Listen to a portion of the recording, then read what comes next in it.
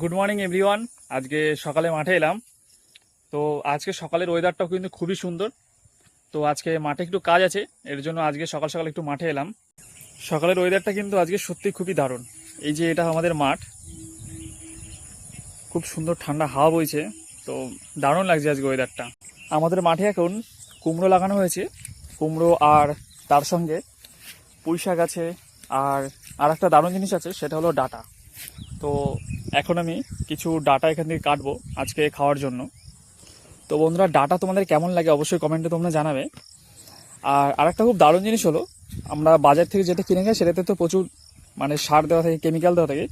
কিন্তু এই যে ডাটাগুলো আমাদের মাঠে আমরা চাষ করেছি, এগুলোতে কিন্তু সার ওষুধ বেশি দেওয়া নেই, এটা একদমই পিওর অর্গানিক বলা চলে। লম্বা লম্বা দেখে ডাটাগুলো কিন্তু কাটতে হবে, ছোট ডাটা কেটে লাভ নেই।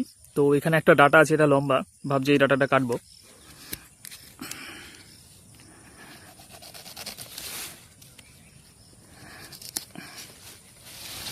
একটা কাটা হয়ে গেছে, আর মোটামুটি 3-4টে কাটলেই আজকে হয়ে যাবে।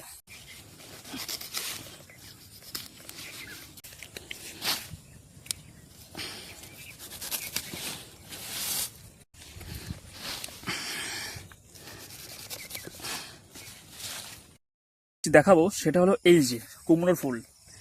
তো এই কুমড়োর ফুলের বড়া তোমরা কে কে খেয়েছো অবশ্যই তোমরা বলবে, কারণ এই কুমড়ো ফুলের বড়া কিন্তু খুবই খুবই সুন্দর লাগে খেতে।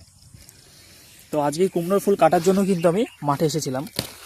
অনেক বেলায় এসে কাটি, একটু পরেই কিন্তু এগুলো রোদে শুকিয়ে যাবে, তখন কিন্তু আর এগুলো ভাল লাগবে না। 4টে হয়ে গেছে, আর 2-1টা হলেই হয়ে যাবে। তো সব কুমড়ো ফুল কিন্তু নেওয়া যাবে না, তো যেখানে যেখানে কুমড়ো হয়েছে তো সেই ফুলগুলো কিন্তু নেওয়া যাবে না। সকাল সকাল মাঠে এসে আজকে ভালো হয়েছে। এই যে পেয়ারা গাছটা দেখতে পাচ্ছ, এই পেয়ারা গাছ থেকে আজকে এতগুলো পেয়ারা পেয়েছি। আর এই পেয়ারা কিন্তু খেতে খুবই দারুণ।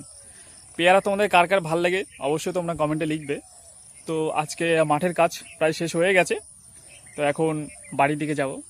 তো অ্যাকচুয়ালি মাঠে আসলে বাড়ি যেতে ইচ্ছা করে না, মাঠের ওয়েদারটা এত সুন্দর, তো মনে হয় মাঠেই 1-2 ঘন্টা সময় কাটিয়ে যায়। খুব শান্ত, ঠান্ডা হাওয়া দিচ্ছে, আর এখানে পাখির আওয়াজ। তো মাঠের ওয়েদারটা কিন্তু সত্যি খুবই সুন্দর। মাঠে আসলে সকালবেলায় মনটা ভালো হয়ে যায়।